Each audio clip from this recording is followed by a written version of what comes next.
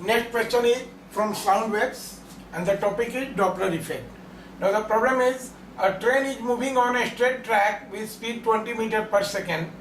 It is blowing a whistle at the frequency of 1000 hertz. The percentage change in the frequency heard by a person standing near the track as the train passes him is close to 6%, 12%, 18% and 24%. Again, this question is based on Doppler effect. Now this is the track, right? And the person is standing here. Now this is the trains. This is the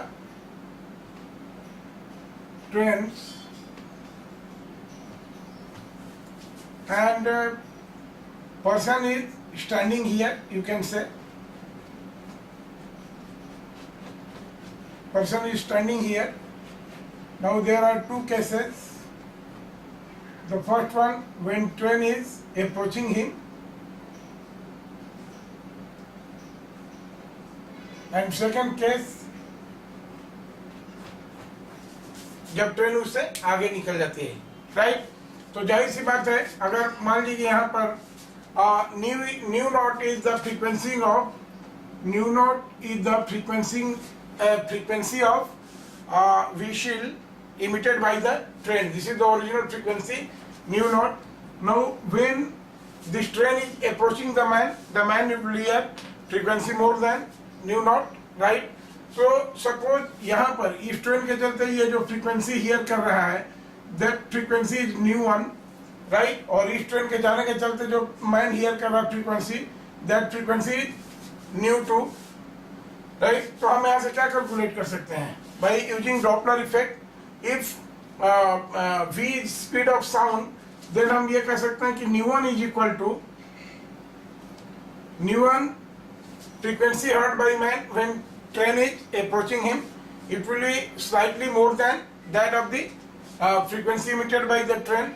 So this will be equal to speed of sound v divided by v, और इससे ज़्यादा होगा minus vs, where v is the frequency of, यहाँ पर train हम लोग कह सकते हैं vt हम लोग कह सकते हैं कि where v is the frequency of where v is the velocity of the train, right? Now I into multiplied by nu naught, right? So this will be, okay, ये क्या given है, it is given in the problem कि velocity of sound is, यहाँ पर speed of sound is 320 meter. So this is 320 divided by 320 minus speed of the train is 20 meter per second, 20 and into 1000, right? This is 1000. Clear hai? Now what for nu2? We can say that this is equation number 1. And when train is preceding him, ये train उससे आगे निकल गई तो obviously ये जो nu2 होगी, this will be less than the frequency emitted by the train. So this nu2 will be equal to v velocity of sound divided by v, और ये देखिए ये क्या हो जाएगा, प्लस vt हो जाएगा as per Doppler effect, I into nu naught, right? So this will be equal to 320 divided by 320 plus 20 I into 1000.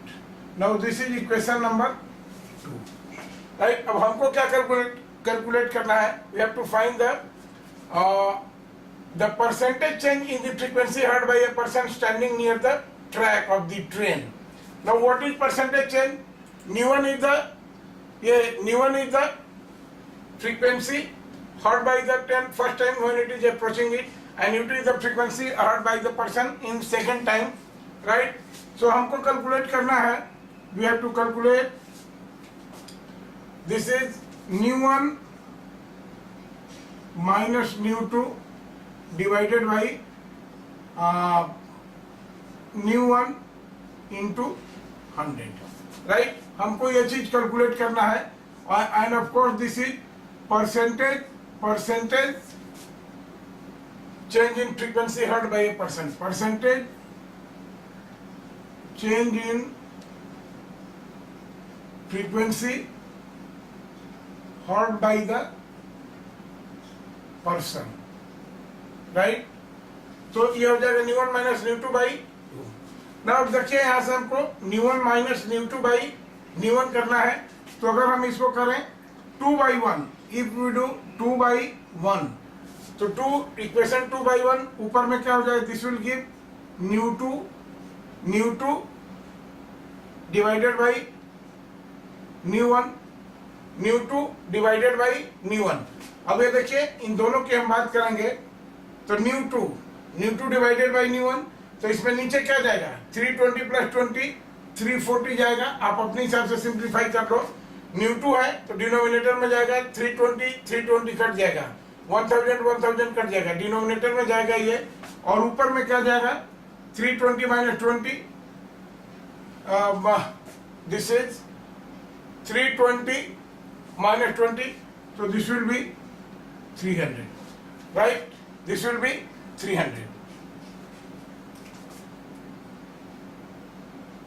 Now this will be 320 plus 20, so this is 340, and this is 220 minus 20, this will be 300. तो यहाँ से ये देखिए यही हो जाएगा, ये 0 0 cut गया यहाँ से। Now this is 15 and this is 17, right? अब देखिए दोनों तरफ हम -1 कर लेते हैं, दोनों तरफ हम -1 कर लेंगे, right? -1।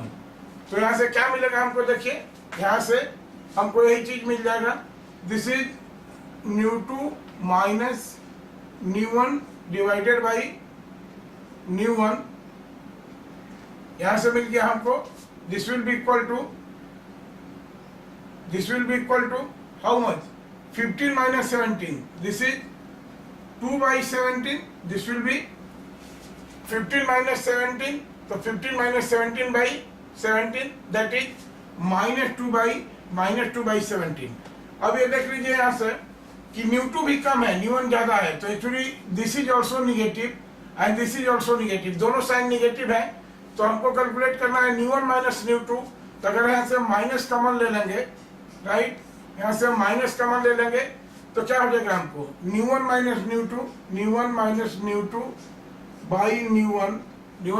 To by nu one will be equal to, देखिए यहाँ से माइनस कॉमन ले लिए तो ये माइनस खत्म हो जाएगा, this is 2/17, right?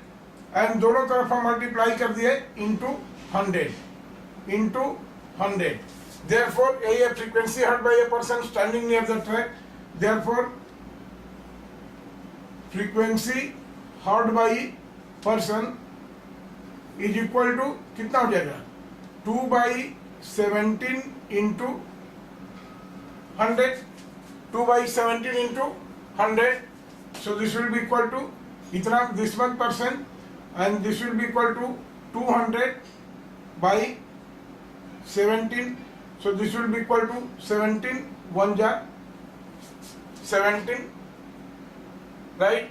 330 and 17 to the 34, ये 1 पॉइंट ही होगा, 11 17 1 जा 3 हुआ 13 17 और ये 13 हुआ 130, राइट?